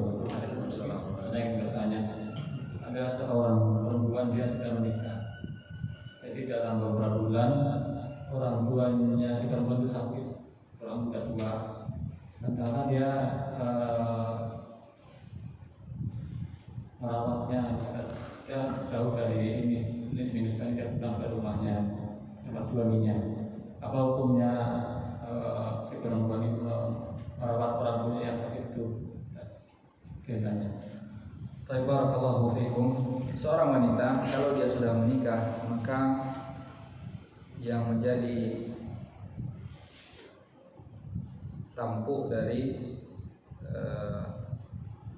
keberadaan dia adalah suaminya. Artinya ketaatannya adalah pada suaminya. Nah, dalam hal ini, dalam kondisi seperti ini, seorang istri hendaknya membicarakan hal tersebut dengan suaminya. Dan begitu pula seorang suami diperintahkan oleh Allah SWT, wa'ashiruhunna bil ma'ruf, pergauli mereka dengan cara yang baik. Maka termasuk diantara mempergauli istri dengan cara yang baik ini apa? Mengizinkan istrinya untuk merawat orang tuanya. Karena ini termasuk dari insyirah bil ma'ruf, mempergauli istri itu dengan cara yang baik. Dan ketahuilah bahwa kama tadinu tudan, sebagaimana kita berbuat maka seperti itu pula lah kita akan dibalas. Sebagaimana kita ingin orang tua kita diperlakukan dengan baik, maka begitu pula lah kita juga harus memperlakukan orang lain. Orang tuanya juga harus diperlakukan dengan baik. Jadi ini yang harus difahami, bukan berarti wah sekarang saya sudah menikah, istri saya harus taat kepada saya. Lantas itu hanya berlaku untuk keuntungan dia saja. Adapun yang untuk istrinya dia tidak melakukan, ini tidak boleh. Maksudnya di sini dalam hal yang menguntungkan dia, istrinya harus taat. Tapi kalau sekiranya ada sesuatu yang dibutuhkan oleh istrinya, dia semena-mena, ini tidak boleh. Jadi dalam hal ini memang si istri harus taat kepada suaminya. Makanya dia harus bicarakan hal tersebut terlebih dahulu kepada suaminya, sampaikan dengan baik. Dan seorang suami pun hendaknya dia bertakwa kepada Allah, jangan melarang istrinya dari berbuat baik kepada orang tuanya. Justru suami istri itu harus saling membantu seorang pasangannya di dalam ketaatan kepada Allah Subhanahu wa taala. Wallahu a'lam. Gimana Ustaz? Yang ada riwayat mengatakan nasihat pada istrinya, dia itu tidak boleh turun ke bawah walaupun ibunya meninggal atau sakit di bawah. Kalau dia tidak turun berarti dia udah taat pada suaminya kepada, dan si ibunya itu berhasil mendidik anak perempuannya untuk jadi yang soleh. Riwayatnya anak belum tahu. Namun memang ketaatan seorang istri itu lebih didahulukan kepada ketaatan dia kepada suaminya. Ketaatan seorang istri itu adalah ketaatan kepada suaminya terlebih dahulu. Ini yang harus dia dahulukan. Namun seperti yang tadi sudah disampaikan, bukan berarti si suami justru memanfaatkan hal ini sehingga melarang istrinya dari hal yang baik. Seperti tadi berbakti kepada orang tua. Hendaknya suami juga membantu istrinya di dalam amal saleh, sebagaimana dia mengharapkan istrinya juga membantu dia di dalam beramal saleh. Sebagaimana misalkan kita mengizinkan istri kita untuk berbaik kepada orang tuanya, maka bisa jadi Allah akan balas, istri pun akan berbuat baik kepada mertuanya. Karena kan banyak kasus itu tidak cocok antara mertua perempuan dengan menantunya, dengan istri terutamanya. Ini banyak kasus yang terjadi tidak cocokan antara menantu dengan mertuanya. Ini salah satu sebabnya mungkin karena apa? Karena tidak baiknya hubungan tadi. Bisa jadi karena seorang suami itu melarang istrinya untuk berbuat baik kepada orang tuanya, sehingga akhirnya istrinya pun bersikap tidak baik kepada mertuanya. Allah a'lam. Assalamualaikum Ustaz. Waalaikumsalam warahmatullahi wabarakatuh. Ini masih berhubungan tanggung jawab kita sebagai seorang suami, Ustaz.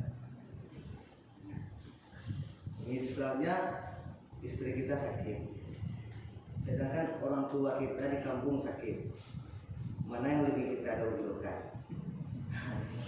Kan dilema juga, Ustaz. Ditinggal istri kita sakit, mau pulang enggak dijenguk, orang tua kita pun sakit di kampung. Jauh kan dari Kedua-dua. Iya. Orang tua di kampung tidak ada yang merawat. Ada. Baik, barakallahu fikum. Memang idza ta'arada al-mafsadatan ru'iya a'zamuhuma dararan birtikabi akhaffihima.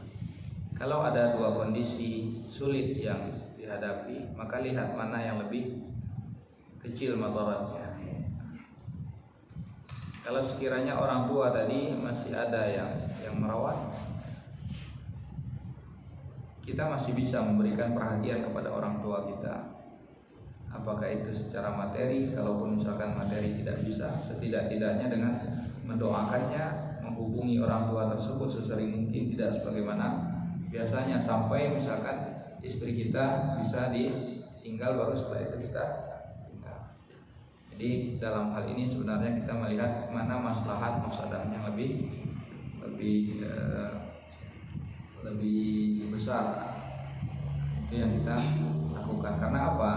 Karena sebagai seorang suami kita tentu juga memiliki tanggung jawab, yang itu adalah merupakan kewajiban yang harus kita tunaikan, yang harus kita lakukan. Maka jangan sampai kita meninggalkan sesuatu yang wajib dan mengambil yang lainnya. Kalau sekiranya bisa digabungkan dua-duanya, itu tentu lebih baik. Wallahu a'lam. Dan tanya lanjutan jawaban tadi. Barusan yang disampaikan bahwa tadi asar atau kaidah. Yang mana? Barusan iza asana. Idza ta'arada al-mafsadatan ru'iya a'zamuhuma dararan birtikabi akhaffihima. Itu adalah satu kaidah fiqhiyah. Kaidah fikih itu apabila dua mafsadah itu saling berhadapan, maka lihat mana yang lebih besar, ambil mafsadah yang lebih kecil.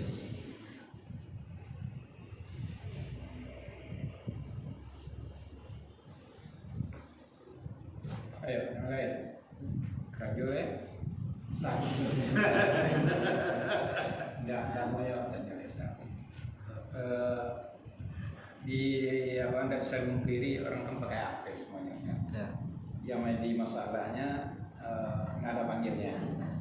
Ada yang ada yang azan mengaji dan ada yang bermusik dia.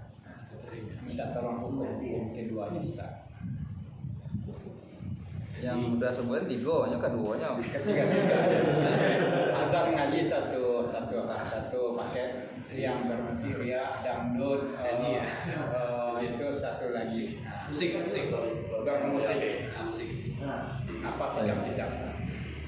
Barakallahu fikum. Terkait dengan ringtone yang berupa azan atau ayat-ayat Al-Quran, ini Syekh Abdul Muhsin Al-Abbad hafizahullah ta'ala, beliau pernah ditanya tentang hal ini.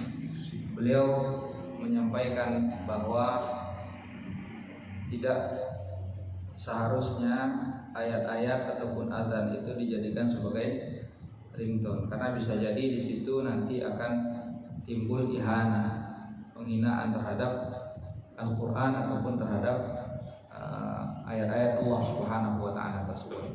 Contoh misalkan kita sedang berada di dalam kamar mandi, sedang buang hajat, kita lupa mematikan HP, lupa mematikan ringtone, ada yang telepon,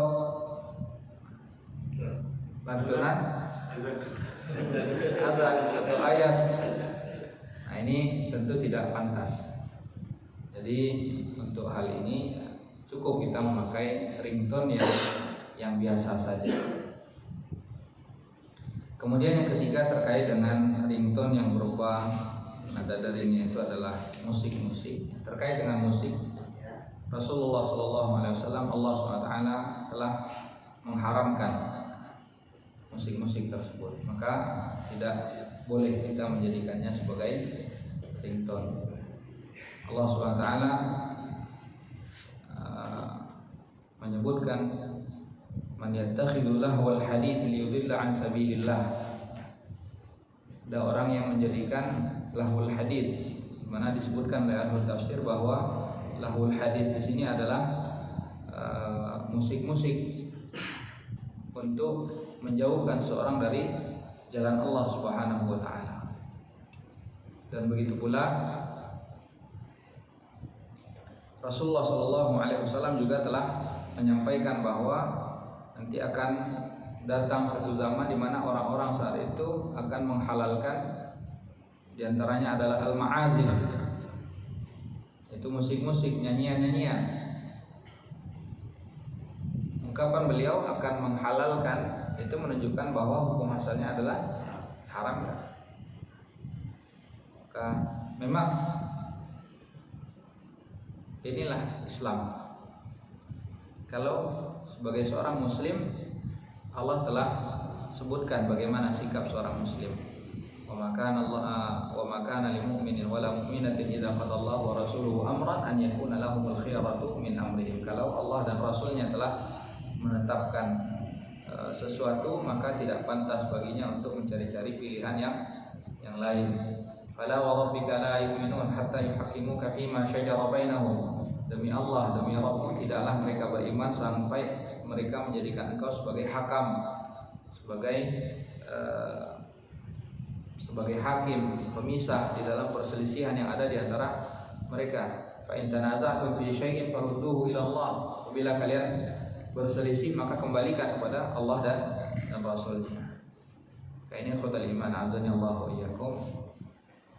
Di sini kita diuji seberapa besar kecintaan kita kepada Allah, kepada Rasul-Nya. Kalau memang kita cinta Allah, cinta kepada Rasul-Nya, maka Allah telah katakan, qul in kuntum tuhibbunallaha fattabi'uni. Kalau kalian benar-benar cinta kepada Allah, maka ikutilah Allah, ikutilah Rasulullah SAW. Memang ini adalah ujian yang sangat berat dalam pakaian, dalam musik, karena memang itu semuanya adalah yang sejalan dengan syahwat. Enak. Tapi disitulah kita diuji. Jalan untuk surga hufat bil makarih, dipenuhi dengan hal-hal yang rintangan, halangan-rintangan. Tapi jalan untuk ke neraka, insya Allah orang tidak akan tersesat. Jalan menuju neraka, insya Allah orang-orang tidak akan tersesat. Silahkan turunkan hawa nafsu, insya Allah sampai di tujuan. Allah Ta'ala. Jadi semua jenis musik tidak boleh, Ustaz. Misalnya kan ada kalau ada acara goro di masjid, itu jawab dengan musik. Kan ada bila ingin ke surga. Kan lagunya tuh bagaimana pakai musik? Apa itu tidak boleh Ustaz? Tidak boleh. Rasulullah Shallallahu Alaihi Wasallam beliau adalah makhluk yang paling tahu mana yang baik, mana yang buruk. Segala metode yang baik itu beliau sudah jelaskan. Kalaulah, dan musik bukan hal yang baru. Zaman Nabi pun musik sudah ada, tapi tidak dipakai oleh Rasulullah SAW dalam berdakwah. Jadi kok misalkan ada di antara kita ini yang pengurus masjid, kalau bisa janganlah lagi yang musik-musik itu dilantunkan melalui menara speaker masjid. Itu musibah di atas musibah itu. Sedangkan lantunan Al-Quran saja, kalau sekiranya akan menyebabkan orang-orang justru merendahkan Al-Quran, maka lebih baik kita tidak keraskan bunyinya.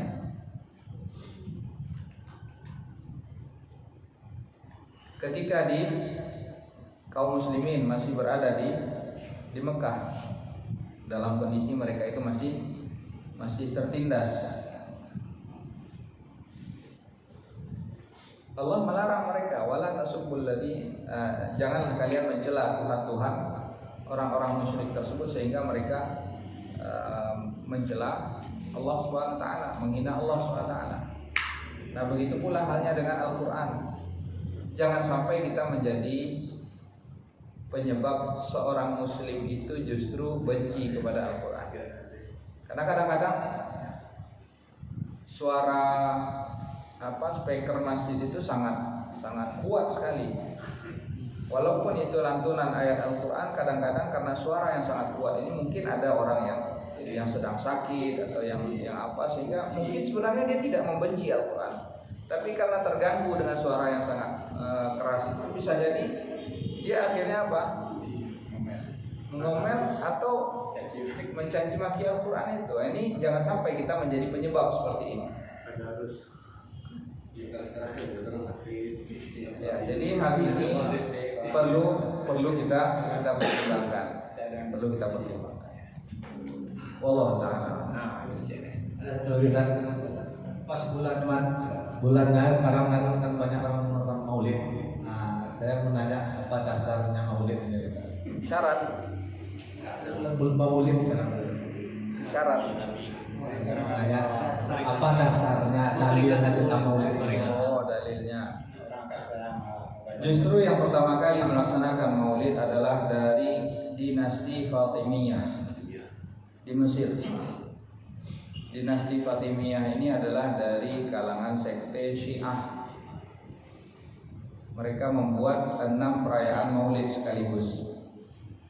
Maulid Nabi, Maulid Ali, Hasan, Hussein, kemudian juga raja mereka. Jadi ini bukanlah dari ajaran Rasulullah SAW. Kalau dikatakan Maulid Nabi ini adalah salah satu bentuk kecintaan seseorang kepada Rasulullah SAW, siapa orang yang lebih cinta kepada Rasulullah daripada para sahabat? Sahabat rela menjadikan leher mereka ini sebagai tameng, jangan sampai leher Rasulullah terkena anak panah. Para sahabat rela mengorbankan nyawanya asal Rasulullah jangankan terkena panah, tertusuk duri saja jangan. Para sahabat mudah baginya menerima berita kerabat mereka, anak mereka semuanya mati asalkan mendengarkan berita Rasulullah tidak mati. Siapa yang lebih besar kecintaan mereka kepada Rasulullah daripada para sahabat radhiyallahu anhu? Namun tidak ada seorang pun di antara mereka yang menunjukkan kecintaan mereka dengan merayakan Maulid. Justru kalau kita bertanya kepada pasangan kita, kalau kita mengaku cinta kepada pasangan kita, pasti dia akan membenarkan atau mengatakan tidak benar. Membenarkan kalau sekiranya dia merasakan atau mendapatkan kita selalu memperhatikan dia, melakukan hal-hal yang dia inginkan. Dia akan mengatakan engkau memang benar cinta. Tapi kalau ada hal-hal yang tidak dia sukai yang kita lakukan, dia pasti akan mengatakan kamu tidak cinta. Maka begitu pula standar kecintaan ini Allah telah gariskan. Qul in kuntum tuhibbunallah, katakanlah kalau memang kalian benar cinta kepada Allah, cinta kepada Rasulullah, buktinya hanya satu, fattabi'uni, ikuti apa yang diperintahkan oleh Allah, ikuti apa yang diperintahkan oleh Rasulullah SAW. Dan perayaan Maulid ini tidak pernah dicontohkan oleh para sahabat tabi'in, padahal mereka adalah orang yang sangat besar kecintaan mereka kepada Rasulullah SAW.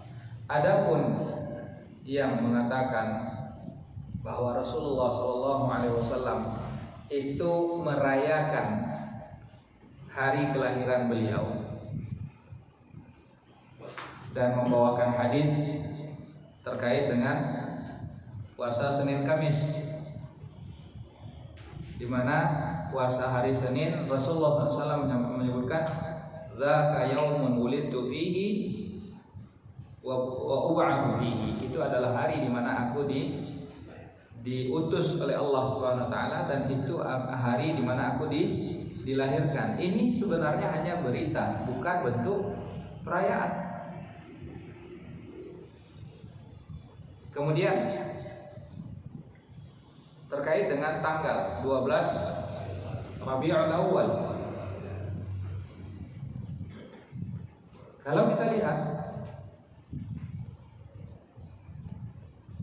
kalau Rasulullah mengatakan beliau dilahirkan pada hari Senin, dan Rabiul Awal pada saat itu apakah memang hari Senin atau tidak? Jadi ini bukanlah dalil yang membolehkan tentang perayaan Maulid. Justru yang pertama kali yang membuat Maulid ini adalah orang-orang Rafidhah, orang-orang Syiah, orang-orang yang di luar daripada Islam. Karena orang Syiah itu keyakinan mereka kafir. Orang Syiah itu, orang Rafidhah, mereka dengan keyakinan mereka itu adalah orang kafir, walaupun mereka mengatakan mereka itu adalah orang Islam, tapi pada dasarnya keyakinan mereka itu adalah kafir. Kenapa? Mereka tidak percaya dengan Al-Quran yang ada saat ini. Mereka katakan bahwa Al-Quran ini masih belum lengkap.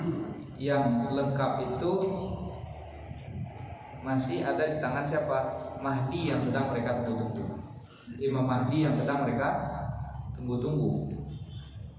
Secara logika, mungkinkah Allah SWT membiarkan manusia sekian lamanya tanpa ada pegangan, tanpa Al-Quran yang lengkap yang dijadikan sebagai pegangan? Yang kedua, dapatkah kita,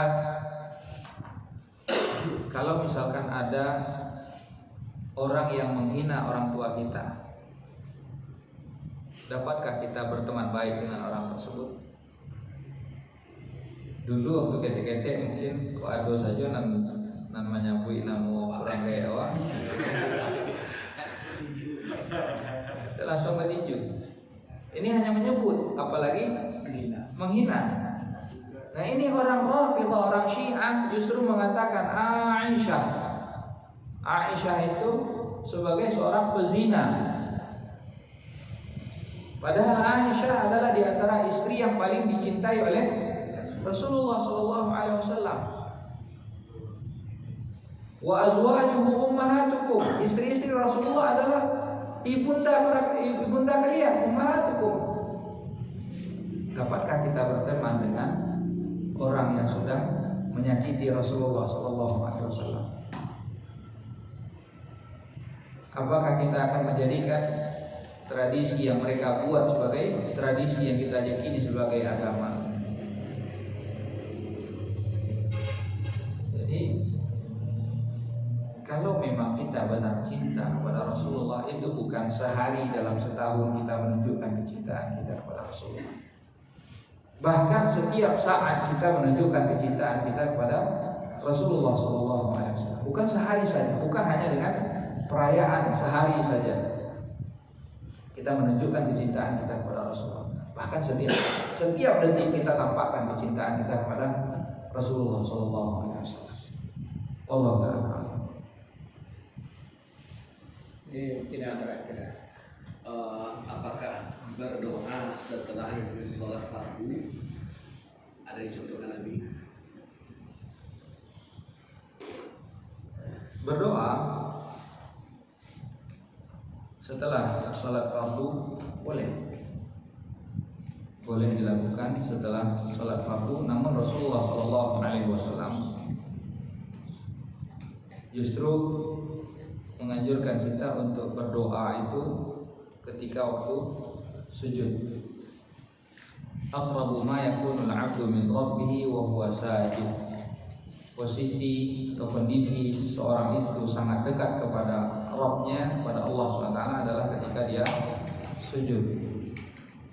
Maka perbanyaklah saat itu untuk berdoa. Ustaz, kalau dalam sujud, dalam sholat, boleh tak doa dengan bahasa Indonesia? Khotimana azanillah wa iyyakum. Kalau memang sekiranya tidak ada satupun doa yang bersumber dari Al-Quran atau dari Sunnah yang kita hafal, maka boleh. Tapi ana rasa tidak seorang pun di antara kita yang tidak hafal Rabbana atina fid dunya hasanah wa fil akhirati hasanah wa qina adzabannar. Ada yang hafal? Insyaallah semua hafal. Lantas bagaimana Ustaz? Saya kan minta yang lain. Nah, itu masalah.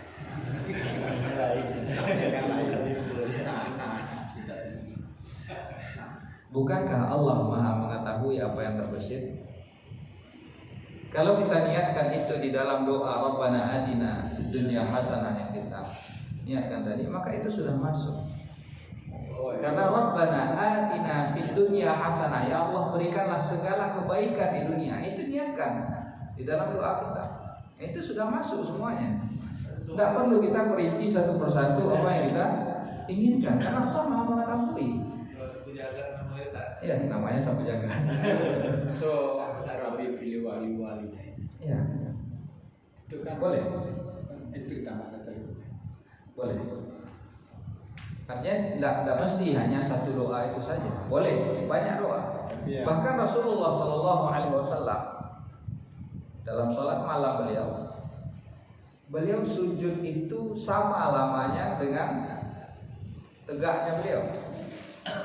Padahal dalam tegaknya Rasulullah itu kadang-kadang beliau membaca surat Al-Baqarah sampai habis.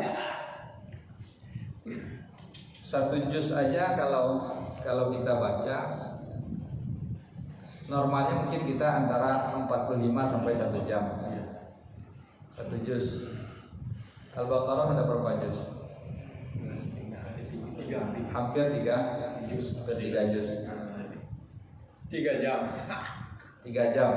Surah Al-Baqarah saja. Ini Rasulullah tidak hanya dalam satu rakaat, tidak hanya surah Al-Baqarah saja. Berlanjut kepada Ali Imran. Berlanjut lagi kepada surat An-Nisa. Itu satu rakaat. Dan beliau sujud dan ruku juga selama seberapa berdirinya beliau. Beliau berdoa kepada Allah, meminta kepada Allah Subhanahu. Jadi silakan perbanyak doa. Tidak hanya Rabbana atina fid dunya hasanah wa fil akhirati hasanah wa qina adzabannar. Jadi silakan berdoa semampu kita, sebanyak yang kita mau. Menangislah kepada Allah, curhatlah kepada Allah SWT. Madulah kepada Allah. Jangan mengadu di media sosial. Allah Ta'ala.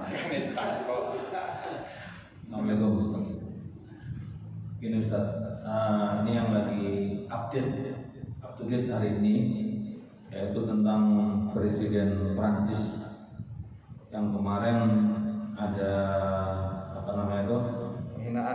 penghinaan terhadap kartun yang berupa kartun kepada Nabi Muhammad SAW. Kemudian di dalam kelas, kemudian si guru itu akhirnya dipenggal oleh seseorang, dan akhirnya si Presiden Macron ini mengatakan bahwa itu adalah kebebasan berekspresi dalam hal mengungkapkan kartunis. Dan kemudian kemarin barusan sehari yang lalu ada pembunuhan lagi di gereja, bahwa korbannya adalah meninggal, dan Presiden Macron sendiri mengatakan tadi malam bahwa ini adalah bentuk dari teroris Islam, bukan teroris, tapi dia mengatakan menambahi dengan teroris Islam, seperti itu. Nah kemudian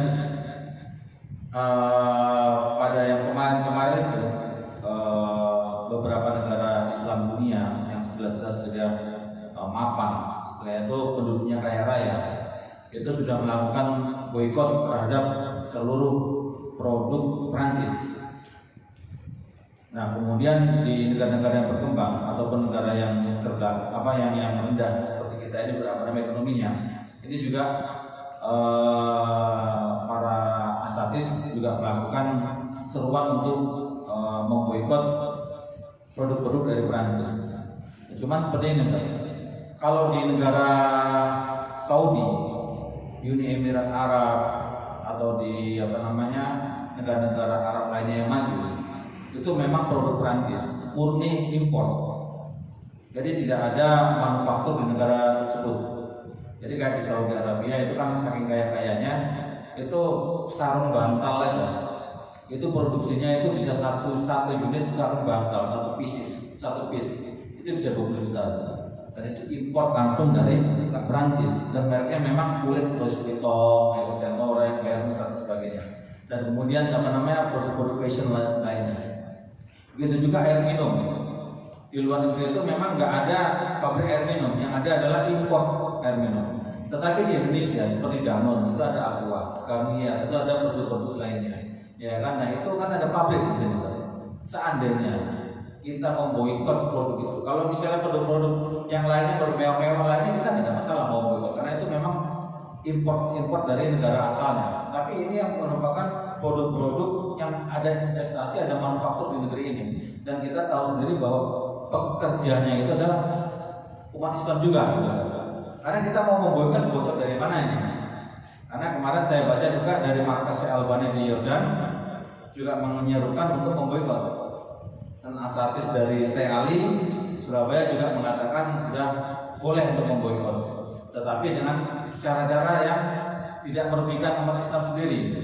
Nah ini bagaimana Ustaz? Sebenarnya jazakallahu khair. Baik, barakallahu fiikum. Memang terkait hal ini, kembali lagi kepada kaidah tadi, idza ta'arada al-mafsadatan ru'ya a'zamuhuma dararan. Di satu sisi ada penghinaan terhadap Rasulullah SAW. Di sisi lain ada madarat yang akan dialami oleh sebahagian kaum muslimin ketika dia memboikot suatu produk tertentu. Maka dalam hal ini sebenarnya memboikot itu adalah merupakan pilihan, ya, walaupun tanpa ada anjuran dari pemerintah. Sebagai seorang mukmin, seorang muslim yang mencintai nabinya, pasti dia akan secara emosional pasti akan dia tidak akan memilih produk-produk tersebut. Jadi tanpa ada pun anjuran dari pemerintah, kalau dia tidak mau membeli suatu barang tertentu, apakah dia dihukum atau tidak? Tentu tidak kan. Sah-sah saja dia tidak membelinya. Namun masalahnya di sini adalah ketika ini adalah merupakan seruan, anjuran, maka memang perlu dilihat mafsadah dan maslahat dan mafsadahnya. Syekh Abdul Muhsin Al-Abbad Hafizahullah Ta'ala, beliau juga pernah ditanya tentang muqata'ah ini, memboikot produk-produk tertentu. Beliau justru menyebutkan bahwa dahulu ketika beliau ditanya tentang ini, beliau menyebutkan kalau sekiranya suatu produk itu sudah masuk ke suatu negara, artinya itu barang-barang sudah dibeli kan. Jadi kalaupun seorang itu memboikot barang yang sudah dibeli itu, madaratnya hanya akan kembali kepada siapa? Kepada orang yang di dalam negara itu, pedagangnya.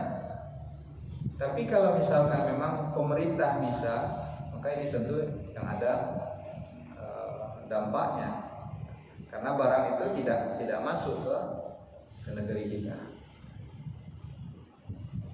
Jadi ya memang ini perlu kita lihat. Tapi kalau memang kita di sini kita tidak ingin membeli produk-produk tersebut, boleh-boleh saja. Apalagi kalau memang misalkan walaupun memang barang itu sudah masuk, tapi ada keuntungan yang nanti mungkin akan dikirim juga ke sana, silahkan, tidak apa-apa. Tapi kalau untuk sebagai anjuran, karena belum bisa berbicara tentang ini, tapi kalau untuk secara pribadi, ya memang karena tidak akan membeli produk-produk tersebut. Allah.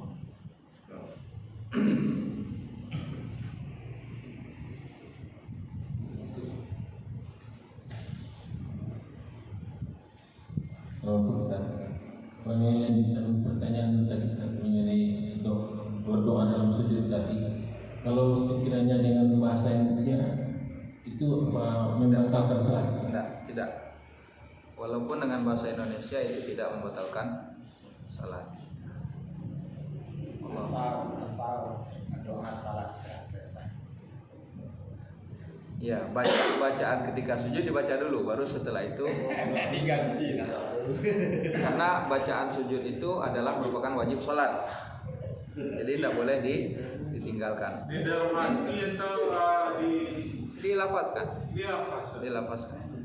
Ustaz, ini 10 mungkin yang terakhir Ustaz. Ini darurat Ustaz. Darurat. Kalau yang namanya darurat itu diperbolehkan sekedarnya saja. ya, sekedarnya. Batas kain, celana atau sarung di bagi laki-laki Ustaz. Nah, seperlunya aja. Ini menyangkut yang dikerjakan nanti sholat Jumat. Terima kasih Ustaz. Barakallahu fikum. Terkait dengan pakaian di dalam ibadah ini kita sebutkan dulu secara umumnya.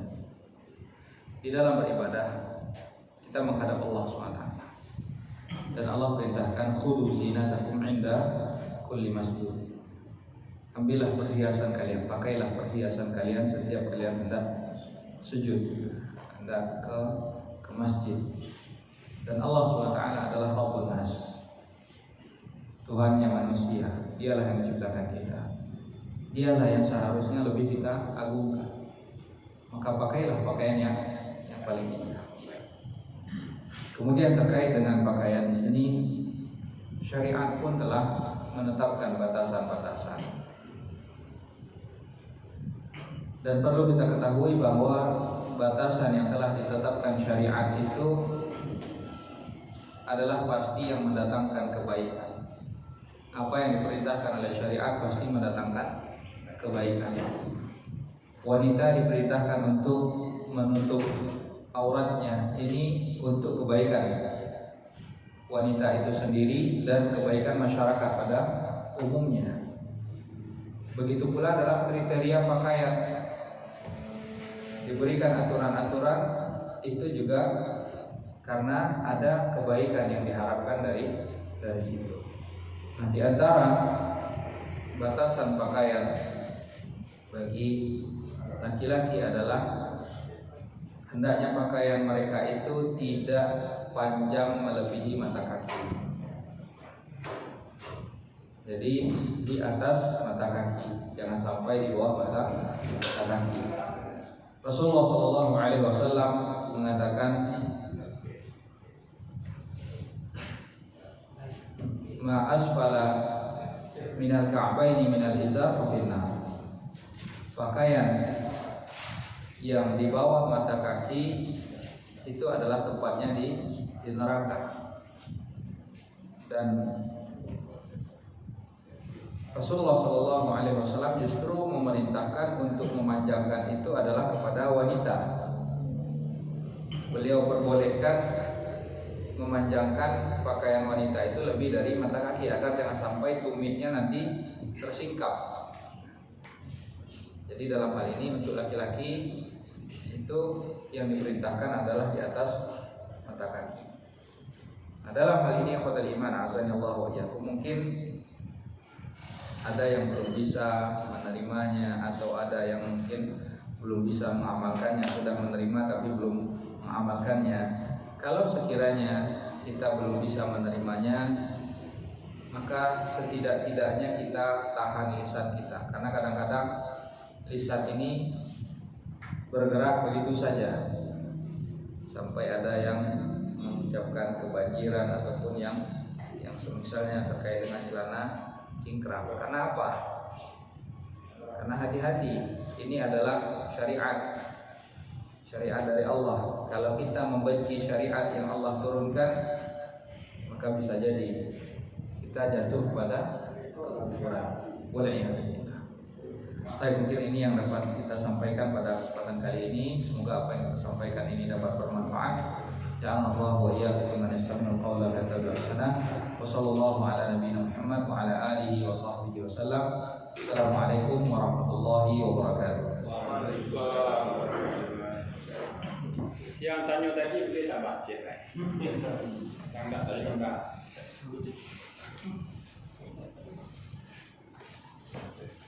Bulat 2 kali tanya ya. Sudah 2.